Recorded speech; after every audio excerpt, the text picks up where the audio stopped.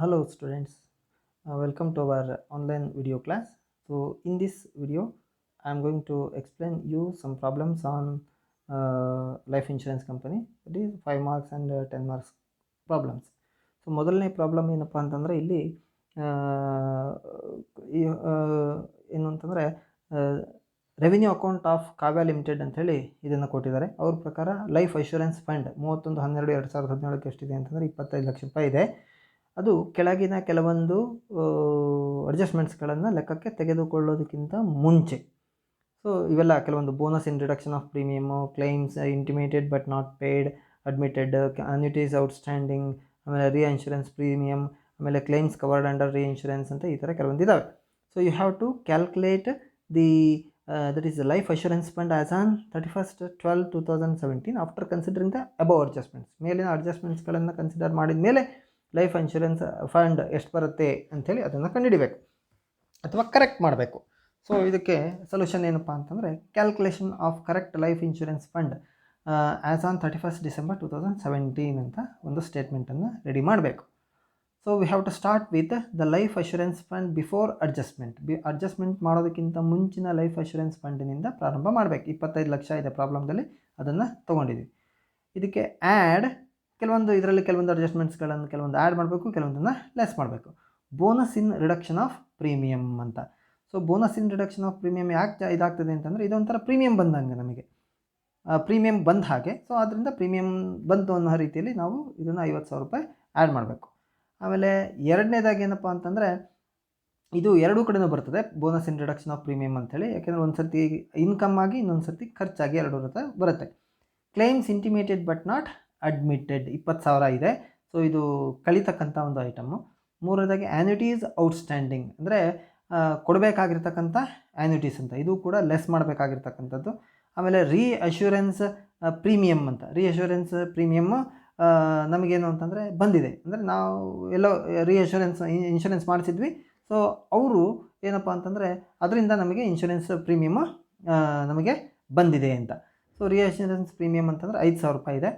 ಆಮೇಲೆ ಮತ್ತೇನು ಅಂತಂದರೆ ಕ್ಲೈಮ್ಸ್ ಕವರ್ಡ್ ಅಂಡರ್ ರೀಇನ್ಶೂರೆನ್ಸ್ ಅಂತ. ಕ್ಲೈಮ್ಸ್ ಕವರ್ಡ್ ಅಂಡರ್ ರೀಇನ್ಶೂರೆನ್ಸ್ ಅಂತಂದರೆ 8,000 ರೂಪಾಯಿ. ಅದು ಕೂಡ ಅಂದರೆ ಇನ್ಶೂರೆನ್ಸ್ ಮಾಡಿಸಿದ್ವಿ, ಕ್ಲೈಮ್ ಕೊಡಬೇಕಾಗಿದೆ, ಆದರೆ ನಾವು ರೀಇನ್ಶೂರೆನ್ಸ್ ಮಾಡಿಸಿದ್ರಿಂದ ರೀಇನ್ಶೂರೆನ್ಸ್ ಕಂಪನಿಯವರು ನಮಗೆ ಕ್ಲೈಮ್ ಅಮೌಂಟ್ ಕೊಡ್ತಿದ್ದಾರೆ, ನಾವು ಪಾರ್ಟಿಗಳಿಗೆ ಕೊಡಬೇಕು. ಸೊ ಆದ್ದರಿಂದ ಇದು ನಮಗೆ ಲೈಫ್ ಫಂಡು ಜಾಸ್ತಿ ಆಗ್ತದೆ, ಆದ್ದರಿಂದ ಇದನ್ನ ಆ್ಯಡ್ ಮಾಡಬೇಕು 8,000 ರೂಪಾಯಿ. ಸೊ ಟೋಟಲ್ 63,000 ರೂಪಾಯಿ ಆಗುತ್ತೆ. ಟೋಟಲ್ ಮಾಡಿದಾಗ 25,63,000 ರೂಪಾಯಿ. ಸೊ ಇದರಲ್ಲಿ bonus in reduction of premium ಇದನ್ನು ಒಂದು ಸರ್ತಿ ಕಳಿಬೇಕು, ಒಂದು ಸರ್ತಿ ಕೂಡಬೇಕು. ಸೊ ಈಗ ಕಳಿತಾ ಇದ್ದೀವಿ, ಮೇಲೆ ಕೂಡಿದ್ವಿ, ಈಗ ಕಳಿತಾ ಇದ್ದೀವಿ ಒಂದು amount. Claims intimated but not admitted ಅಂತ, ಅಂದರೆ ಇಂಟಿಮೇಟ್ ಮಾಡಿರ್ತಾರೆ, ಇನ್ನೂ ನಾವು ಅಡ್ಮಿಟ್ ಮಾಡಿಲ್ಲ, ಆದರೂ ಕೂಡ ಲಯಬಿಲಿಟಿ ಅದು 20,000. ಆಮೇಲೆ ಕರೆಕ್ಟ್ ಲೈಫ್ ಇದು ಆ್ಯನ್ಯುಟೀಸ್ ಔಟ್ಸ್ಟ್ಯಾಂಡಿಂಗ್ ಕೊಡಬೇಕಾಗಿರ್ತಕ್ಕಂಥ ಆ್ಯನ್ಯುಟಿ ಅಮೌಂಟ್ ಅಂತ ಇಲ್ಲಿದೆ, ಸಿ ಅಡ್ಜಸ್ಟ್ಮೆಂಟು. ಸೊ ಅದನ್ನು 25,000 ರೂಪಾಯಿ ತೋರಿಸ್ಬೇಕು. ಸೊ ಟೋಟಲು 95,000 ರೂಪಾಯಿ ಆಯಿತು. ಸೊ ಇದರಲ್ಲಿ ಇದನ್ನು ಕಳೆದ್ರೆ 24,68,000 ರೂಪಾಯಿ. This is the correct life insurance fund ಅಂತೇಳಿ. ಎರಡನೇ ಪ್ರಾಬ್ಲಮ್ ಏನಪ್ಪ ಅಂತಂದರೆ in this problem we have to find out the net claims for the year ending 31 March 2018. ಇಲ್ಲಿ ನೆಟ್ ಕ್ಲೈಮ್ಸ್ ಎಷ್ಟಾಗತ್ತೆ ಅನ್ನೋದನ್ನು ಕಂಡುಹಿಡಿಯಿರಿ ಅಂತ ಹೇಳ್ತಾರೆ. ಅಂದರೆ ನೀವು ಒಂದು ಪರ್ಟಿಕ್ಯುಲರ್ ಶೆಡ್ಯೂಲನ್ನು ನೀವು ಪ್ರಿಪೇರ್ ಮಾಡಬೇಕು. ಕ್ಲೈಮ್ಸ್ ಅಂಥೇಳಿ ಏನಿರುತ್ತಲ್ಲ, ಸೊ ಅದನ್ನು ನೆಟ್ ಕ್ಲೈಮ್ಸ್ ಅಂತೇಳಿ ಅದನ್ನು ಪ್ರಿಪೇರ್ ಮಾಡಬೇಕಾಗತ್ತೆ. ಇಲ್ಲಿ ಕ್ಲೈಮ್ಸ್ ಪೇಯ್ಡ್ ಅಂದರೆ 1,98,800 ಕೊಟ್ಟಿದ್ದಾರೆ. ಇದಕ್ಕೆ ಸಂಬಂಧಪಟ್ಟಂತೆ ಲೀಗಲ್ ಎಕ್ಸ್ಪೆನ್ಸಸ್ ಇದ್ದಾವೆ 4,000. ಆಮೇಲೆ ಕ್ಲೈಮ್ಸ್ ಅನ್ಪೇಯ್ಡ್ 16,000 ಇದೆ. ಆಮೇಲೆ ಕ್ಲೈಮ್ಸ್ ಅನ್ಪೇಯ್ಡ್ 28,000 ಇದೆ. ಸೊ ನೆಕ್ಸ್ಟ್ ಇನ್ಶೂರೆನ್ಸ್ ರಿಕವರೀಸ್ 32,000 ರೂಪಾಯಿ ಇದೆ. ಸೊ ಈಗ ನೀವು ಏನು ಮಾಡಬೇಕು ಅಂತಂದರೆ ನೆಟ್ ಕ್ಲೈಮ್ಸನ್ನು ಕಂಡುಹಿಡಿಬೇಕು. Calculation of net claims for the year ending 31 March 2018 ಅಂತ. ಸೊ ಕ್ಲೈಮ್ಸ್ ಪೇಯ್ಡ್ ಎಷ್ಟು? 1,98,800. ಆಮೇಲೆ ಲೀಗಲ್ ಎಕ್ಸ್ಪೆನ್ಸಸ್ ರಿಗಾರ್ಡಿಂಗ್ ಕ್ಲೈಮ್ಸ್ ಅಂತ, ಅಂದರೆ ಇದು ಕೂಡ ಕ್ಲೈಮ್ಗೆ ಸೇರಿಸ್ತಾರೆ ಲೀಗಲ್ ಎಕ್ಸ್ಪೆನ್ಸಸ್ಗಳನ್ನು. ಸೊ 4,000 ರೂಪಾಯಿ, ಅದು ಕೂಡ ಖರ್ಚೆ 4,000 ರೂಪಾಯಿ. ಆಮೇಲೆ ಕ್ಲೈಮ್ಸ್ ಅನ್ಪೇಯ್ಡ್ ಆನ್ 31 ಮಾರ್ಚ್ 2018 ಅಂತ, ಅಂದರೆ ಕೊಡದೇ ಇರತಕ್ಕಂಥ ಕ್ಲೈಮ್ ಅಮೌಂಟ್ 31/3/2018 ದಿನಾಂಕದಂದು, ಅಂದರೆ ವರ್ಷದ ಕೊನೆಯಲ್ಲಿ ಕೊಡಬೇಕಾಗಿರ್ತಕ್ಕಂಥ ಅಮೌಂಟು ಅಂದರೆ 28,000 ರೂಪಾಯಿ ಇದೆ. ಸೊ ಇವು ಮೂರು ಏನು ಅಂತಂದರೆ ಇವೆರಡು ಆ್ಯಡ್ ಮಾಡಬೇಕಾಗಿರ್ತಕ್ಕಂಥ ಒಂದು ಐಟಮ್ಸ್ಗಳು. ಟೋಟಲ್ ಮಾಡಿದಾಗ 2,30,800 ರೂಪಾಯಿ ಬರುತ್ತೆ.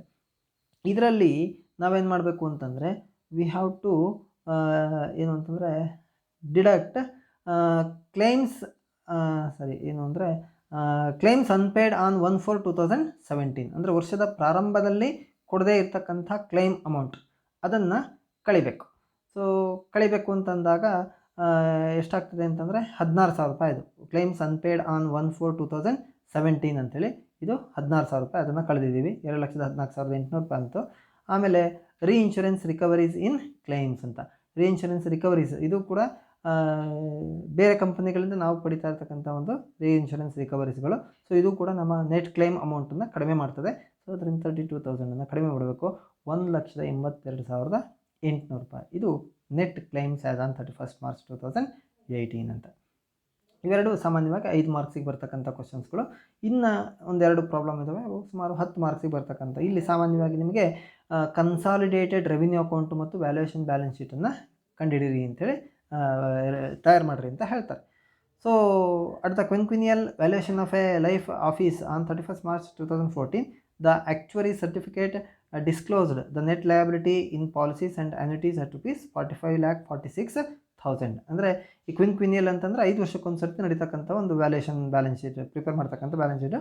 ಸೊ ಅದ್ರ ಪ್ರಕಾರ ಈ ಆ್ಯಕ್ಚುರೀಸ್ಗಳು ಏನಂತ ಲೆಕ್ಕ ಮಾಡಿದ್ದಾರೆ ಅಂತಂದರೆ 45,46,000 ರೂಪಾಯಿ ನೆಟ್ ಲಯಬಿಲಿಟಿ ಇದೆ ಅಂತೇಳಿ ಹೇಳಿದ್ದಾರೆ. Revenue accounts for the 5 year consisted of, ಈ 5 ವರ್ಷಗಳ ಒಂದು ರೆವಿನ್ಯೂ ಅಕೌಂಟು ಇವೆಲ್ಲ ಕೆಳಗಿನ ಇದನ್ನು ಹೊಂದಿದೆ.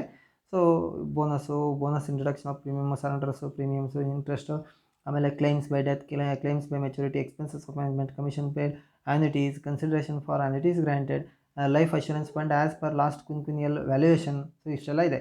ನೀವು ಏನು ಮಾಡಬೇಕು, you have to prepare a consolidated revenue account and valuation balance sheet. Consolidated revenue account ಅಂತ ಅಂದಾಗ ಒಂದು ಟಿ ಫಾರ್ಮ್ದಲ್ಲಿ ಒಂದು ರೆವಿನ್ಯೂ ಅಕೌಂಟನ್ನು ಹಾಕಬೇಕು. ಡೆಬಿಟ್ ಸೈಡ್ನಲ್ಲೆಲ್ಲ ಎಕ್ಸ್ಪೆನ್ಸಸ್ಗಳನ್ನು ತೋರಿಸ್ಬೇಕು, ಕ್ರೆಡಿಟ್ ಸೈಡ್ನೆಲ್ಲ ಇನ್ಕಮ್ ಅವುಗಳನ್ನು ತೋರಿಸ್ಬೇಕು. ಸೊ ಇಲ್ಲಿ ಏನಪ್ಪ ಅಂತಂದರೆ ಬೋನಸ್ ಇನ್ ಫಸ್ಟು ಏನಿದೆ ಅಂತಂದರೆ ಬೋನಸ್ ಇನ್ ಕ್ಯಾಶ್ ಅಂತ ಇದೆ 90,000. ಸೊ ಬೋನಸ್ ಇನ್ ಕ್ಯಾಶನ್ನ ನಾವಿಲ್ಲಿ ತೋರಿಸಿದ್ದೀವಿ. Bonus in cash 90,000 ಬರೆದಿದ್ದೀವಿ. ಆಮೇಲೆ ಎರಡನೇದಾಗಿ ಏನಪ್ಪ ಅಂತಂದರೆ bonus in reduction of premiums ಅಂತ 4,000 ರೂಪಾಯಿ. ಇದು ಎರಡೂ ಕಡೆನೂ ಬರ್ತದೆ. Bonus in reduction of premium ಒಂದು ರೀತಿ ಖರ್ಚು, ಇನ್ನೊಂದು ರೀತಿಯಲ್ಲಿ ಇನ್ಕಮ್. ಆದ್ದರಿಂದ ಈ bonus in reduction of premium debit ಸೈಡಲ್ಲೂ ಬರುತ್ತೆ ಮತ್ತು ಕ್ರೆಡಿಟ್ ಸೈಡಲ್ಲೂ ಕೂಡ ಬರುತ್ತೆ. ಇದು ಪ್ರೀಮಿಯಮ್ ಜಾಸ್ತಿ ಆದಾಗ ಇದು ಕ್ರೆಡಿಟ್ ಸೈಡ್, ಇದು ಬೋನಸ್ ಕೊಟ್ಟಾಗ ಡೆಬಿಟ್ ಸೈಡ್. ಸೊ ಇವೆರಡೂ ಕಡೆನೂ ಇದು ಬರ್ತದೆ. ಆಮೇಲೆ ಏನು ಅಂತಂದರೆ ಸರೆಂಡರ್ಸ್ 1,50,000 ಇದನ್ನು ಡೆಬಿಟ್ ಕೊಡಬೇಕು. 1,50,000 ಸರೆಂಡರ್ಸ್ 1,50,000 ಇಲ್ಲಿ ಕೊಟ್ಟಿದ್ದೀವಿ. ಆಮೇಲೆ ಮತ್ತೇನು ಅಂತಂದರೆ ಪ್ರೀಮಿಯಮ್ಸ್ 2,10,000 21 ಲಕ್ಷ ಇಲ್ಲಿ ಇದು ಇನ್ಕಮ್ ಇದು. ಸೊ ಪ್ರೀಮಿಯಮ್ಸ್ ಅಂತ ಕ್ರೆಡಿಟ್ ಸೈಡಲ್ಲಿ ತೋರಿಸಿದ್ದೀವಿ 21 ಲಕ್ಷ ಅಂತ. ನೆಕ್ಸ್ಟು ಇಂಟ್ರೆಸ್ಟ್, ಡಿವಿಡೆಂಡ್ಸ್ ಆ್ಯಂಡ್ ರೆಂಟ್ಸ್ ಅಂದರೆ ಇದು ಇನ್ಕಮ್ ಇದು, ಆದರೆ ಇದನ್ನು ಕೂಡ ಕ್ರೆಡಿಟ್ ಸೈಡಲ್ಲಿ ತೋರಿಸ್ಬೇಕು. ಇಂಟ್ರೆಸ್ಟ್, ಡಿವಿಡೆಂಡ್ಸ್ ಆ್ಯಂಡ್ ರೆಂಟ್ಸ್ ಅಂತೇಳಿ 10 ಲಕ್ಷ ರೂಪಾಯಿ. ಆಮೇಲೆ ಕ್ಲೈಮ್ಸ್ ಬೈ ಡೆತ್ ಅಂತ ಇದು ಖರ್ಚು, ಡೆಬಿಟ್ ಸೈಡಲ್ಲಿ ತೋರಿಸ್ಬೇಕು. ಕ್ಲೈಮ್ಸ್ ಅಂತೇಳಿ ಬರೋದು ಬೈ ಡೆತ್, ಬೈ ಮೆಚುರಿಟಿ ಅಂತೇಳಿ ಅವೆರಡನ್ನೂ ತೋರಿಸ್ಬೇಕು. ಒಂದು 1,50,000 ಇದೆ, ಇನ್ನೊಂದು 20 ಲಕ್ಷ ಇದೆ, ಟೋಟಲ್ 21,50,000 ರೂಪಾಯಿ ಇದೆ. ಆಮೇಲೆ ಎಕ್ಸ್ಪೆನ್ಸಸ್ ಆಫ್ ಮ್ಯಾನೇಜ್ಮೆಂಟ್ ಇದು ಕೂಡ ಖರ್ಚು, ನಾವು ಇದನ್ನ ಡೆಬಿಟ್ ಸೈಡಲ್ಲಿ ತೋರಿಸ್ಬೇಕು. ಎಕ್ಸ್ಪೆನ್ಸಸ್ ಆಫ್ ಮ್ಯಾನೇಜ್ಮೆಂಟ್ 2 ಲಕ್ಷ ಅಂತ. ಆಮೇಲೆ ಕಮಿಷನ್ ಪೇಯ್ಡ್ ಇದು ಕೂಡ ಖರ್ಚು, ಡೆಬಿಟ್ ಸೈಡಲ್ಲಿ ತೋರಿಸ್ಬೇಕು 1 ಲಕ್ಷ ಕಮಿಷನ್ ಅಂಥೇಳಿ. ಆಮೇಲೆ ಆ್ಯನ್ಯುಟೀಸು ಕೂಡ ಖರ್ಚಿದು 2,20,000 ಆ್ಯನ್ಯುಟೀಸ್ ಅಂತೇಳಿ 2,20,000.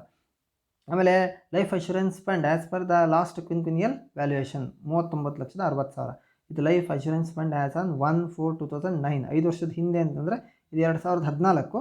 ಸೊ 5 ವರ್ಷದ ಹಿಂದೆ ಅಂತಂದರೆ 2009 ಬರುತ್ತೆ. ಸೊ 39,60,000 ಇಷ್ಟು.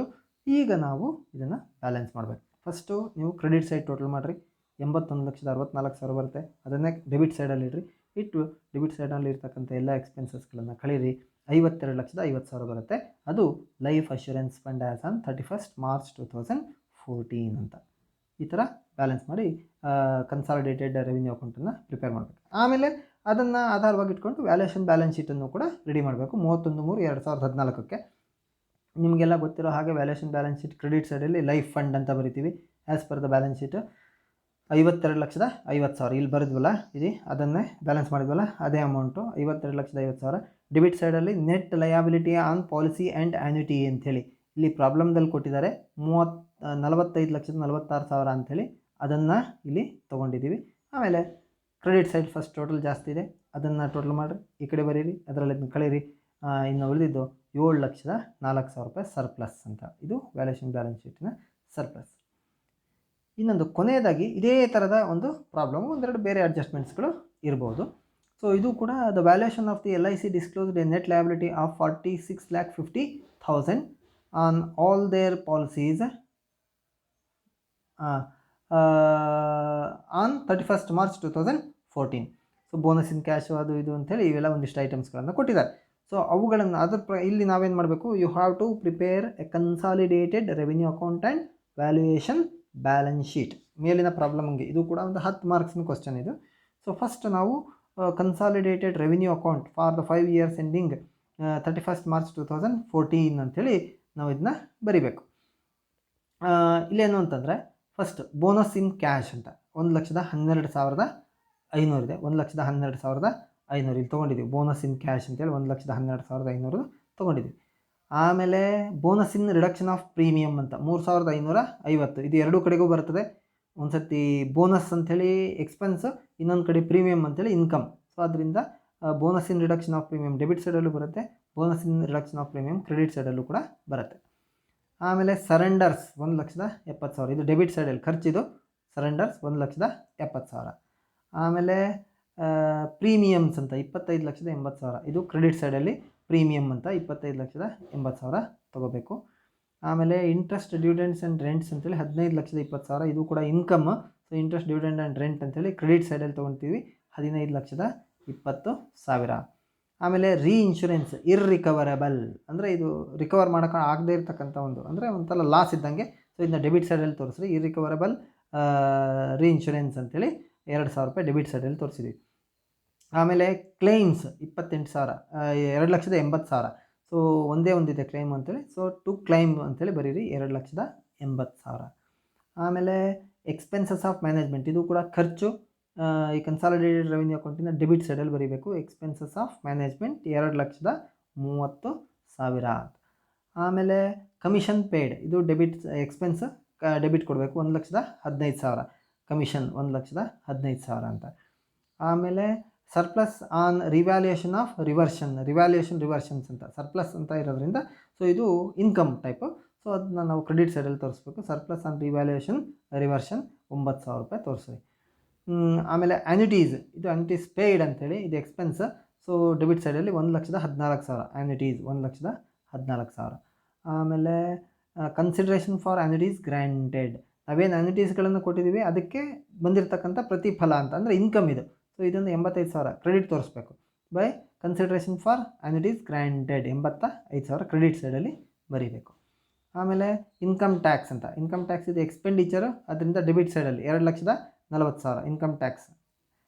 ಆಮೇಲೆ fines for revival of lapsed policies, ಕೆಲವೊಂದು ಪಾಲಿಸೀಸ್ಗಳು ಲ್ಯಾಪ್ಸ್ ಆಗಿದ್ದಾವೆ, ಅವುಗಳನ್ನು ಮತ್ತೆ ಫ್ರೆಶ್ ಮಾಡೋದಕ್ಕೋಸ್ಕರ ಒಂದಿಷ್ಟು ಫೈನನ್ನು ಹಾಕಿದ್ದಾರೆ, 1,250. ಇದು income. So fines for revival of lapsed policies ಅಂತೇಳಿ 1,250 ತೊಗೊಂಡಿದ್ದೀವಿ. ಆಮೇಲೆ ಲೈಫ್ ಅಶ್ಯೂರೆನ್ಸ್ ಫಂಡ್ 50 ಲಕ್ಷ ಇದೆ.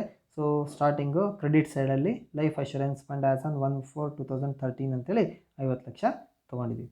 ಸೊ ಈಗ ಎಲ್ಲ ಎಂಟ್ರೀಸ್ಗಳನ್ನು ಮಾಡಿದ್ದೀವಿ. ಈಗ ನಾವು ಬ್ಯಾಲೆನ್ಸ್ ಮಾಡಬೇಕು. ಫಸ್ಟು ಕ್ರೆಡಿಟ್ ಸೈಡ್ ಟೋಟಲ್ ಮಾಡಿರಿ, 91,98,800 ಬರುತ್ತೆ. ಅದನ್ನ ಡೆಬಿಟ್ ಸೈಡಿಗೆ ಇಡ್ರಿ. ಇಟ್ಟು ಆ ಡೆಬಿಟ್ ಸೈಡಲ್ಲಿರ್ತಕ್ಕಂಥ ಎಲ್ಲ ಖರ್ಚುಗಳನ್ನು ಕಳೀರಿ, 79,31,750 ಬರುತ್ತೆ. ಇದು life assurance fund as on 31st March 2014 ಅಂತ. Next you have to prepare valuation balance sheet. Valuation balance ಶೀಟನ್ನು ಪ್ರಿಪೇರ್ ಮಾಡಬೇಕು. ಕ್ರೆಡಿಟ್ ಸೈಡಲ್ಲಿ ಲೈಫ್ ಫಂಡ್ ಅಂಥೇಳಿ ಮೇಲೆ ಕಂಡಿಡಿದ್ವಲ್ಲ, ಅದ್ರ ಪ್ರಕಾರ 79,31,750. ಆಮೇಲೆ ನೆಟ್ ಲಯಬಿಲಿಟಿ ಪ್ರಾಬ್ಲಮ್ದಲ್ಲೇ ಹೇಳಿದ್ದಾರೆ ಎಷ್ಟು ಅಂದರೆ 46,50,000. ಸೊ 46,50,000 ಬರೆದ್ವಿ. ಆಮೇಲೆ ಕ್ರೆಡಿಟ್ ಸೈಡ್ ಫಸ್ಟ್ ಟೋಟಲ್ ಮಾಡ್ಕೊಂಡು ಅದನ್ನು ಡೆಬಿಟ್ ಸೈಡಲ್ಲಿ ಬರೆದ್ಬಿಟ್ಟು ಅದರಲ್ಲಿ ಬ್ಯಾಲೆನ್ಸ್ ಮಾಡಿದಾಗ ನಮಗೆ 32,81,750 ರೂಪಾಯಿ ಬರುತ್ತೆ. This is the surplus amount ಅಂತ. So in this way you have to prepare the consolidated revenue account for 10 marks. Thank you.